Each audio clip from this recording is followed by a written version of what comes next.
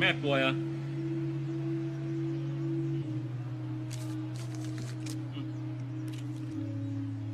อย่าทำอย่างนี้อีกนะ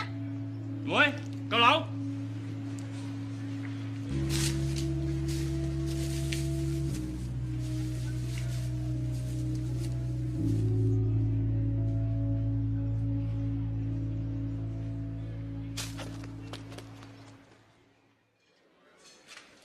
จอนั่งเลยครับนั่งเลยป๊า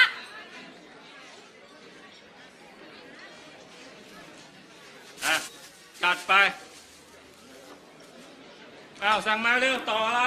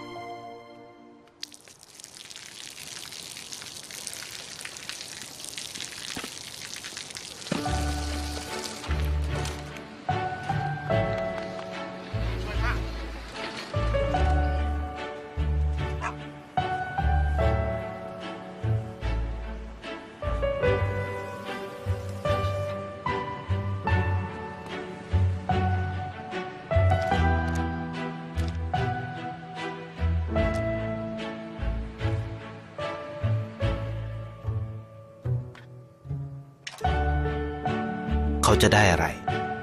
ถ้าเขาทำแบบนี้ทุกวัน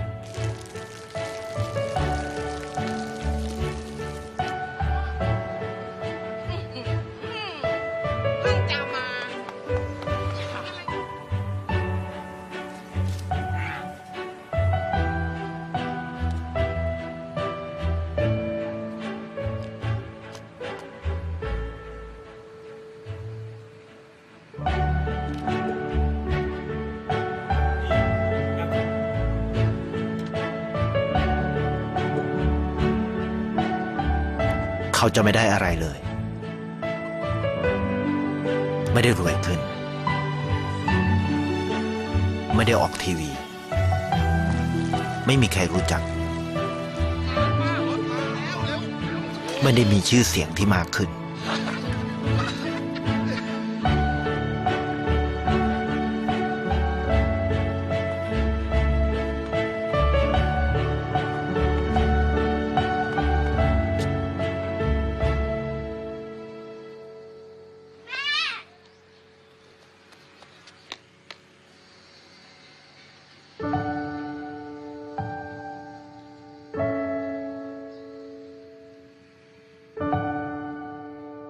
เพราะสิ่งที่เขาได้ คือได้แค่ความรู้สึก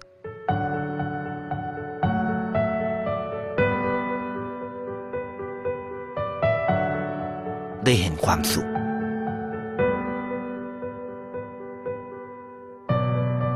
ใจ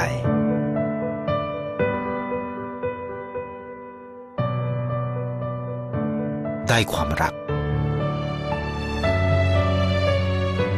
ได้ในสิ่งที่เงินซื้อไม่ได้ ได้โลกที่สวยงามกว่าเดิม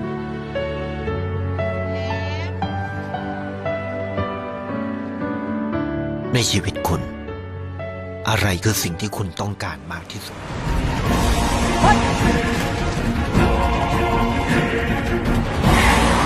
ไอ้หนูเพลงมึงจะบิ้วไปไหนมาเก็บค่าแผงไม่ได้มาลบหยิกก็เหมือนกันทำอะไรกับโทรศัพท์น่ะมึงร้องไห้มา คลิปเป็นเต่าครับเจ๊ เปิดประตู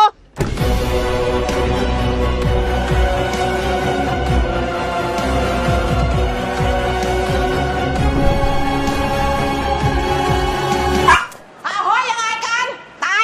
ยไม่ต้องแล้วเรื่องความสะอาดบอกกี่ครั้งกี่หนแล้ว พวกเธอนะเตรียมไว้เลยนะค่าเช่าแผงอ่ะเดี๋ยวฉันจะมาจัดการฉันเตือนแล้วนะแล้วนี่อะไรเศษดินอะไรเนี่ยฉันบอกกี่ครั้งแล้วว่าทำให้มันสะอาดกว่านี้ไม่รู้เรื่องเลยแม่ไงแม่ต้อยไหนค่าเช่าแผงฉันไม่ต้องมาทำตาหน้าสงสารเลยเร็วๆไม่ต้องมาทำหน้าแบบนี้ไอ้ออดค่าเช่าแผงอยู่ไหนค้างมากี่วันแล้วเนี่ยฮะบอกแล้วใช่ไหมว่าไม่ให้ค้างจะให้หรือไม่ให้อยากตายใช่ไหมขอบใจแล้วค่าเช่าล่ะแค่เนี้ยฉันบอกแล้วใช่ไหมอยากขายต่อไปที่เนี่ยอยากขายต่อไปเลย ไม่มีอะไรเจ๊อย่าเลยเจ๊เฮ้ยเจ๊อย่าทำแบบนี้ทำแบบนี้เฮ้ย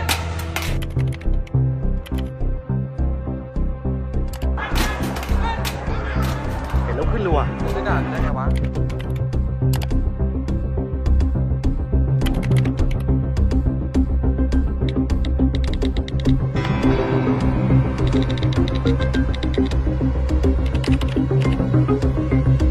ยกให้หมดเนี่ยยกให้หมดเลยเนี่ยแล้วกลับมาเอาที่เหลือนี่3-4 ถาดเนี่ย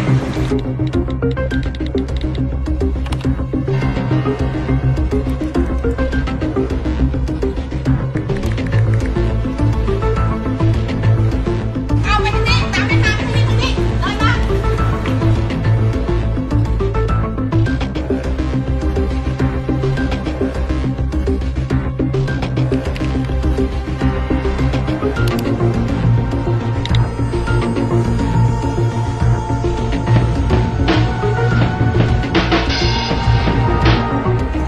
อยากสังคมก็ขีดคนจนขีดไรมนุษยธรรม ปลาเถื่อนที่สุด กับหนาพันแน่ ขอสาบขอใครจ้าเห็นจิตแน่ๆเกียรติเกียรติเกียรติเกียรติ เฮ้ย เจ๊ดังแล้ววะ3 วันล้านวิว ทำอะไรกัน2 คน วันไม่เคยทำงานที่มันมีประโยชน์เลยนะ และเลิกเล่นได้ทีได้ไหมโทรศัพท์เนี่ยเอามานี่ดิ ไม่รู้วุ่นวายอะไรกันมันนักหนาไอ้โทรศัพท์พวกนี้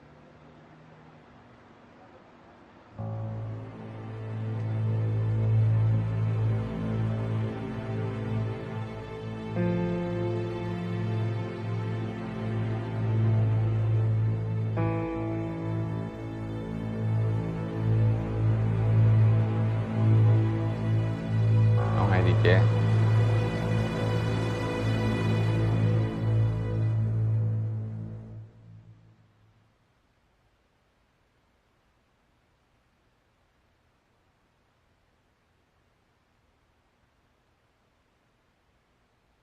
ทำทุกอย่างเหมือนเดิม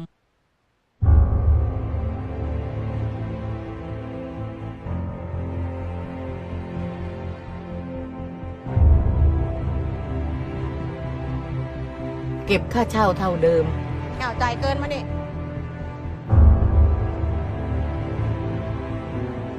อยากจะขายต่อไหมอยากจะอยู่ต่อไหมตลาดเนี้ยฉันบอกกี่ครั้งแล้วกงแต่ช่างเนี่ย รักษาความเป็นธรรมเหมือนเดิม ขอโทษลูกค้าเลย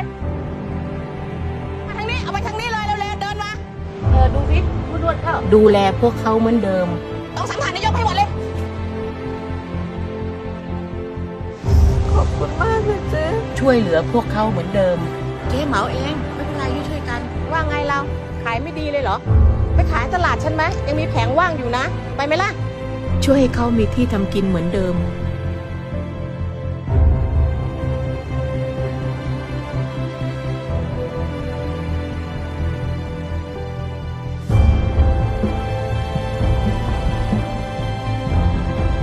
ำทุกอย่างเหมือนเดิม ค่าเช่าไอ้ออสนึกว่าฉันลืมหรือไง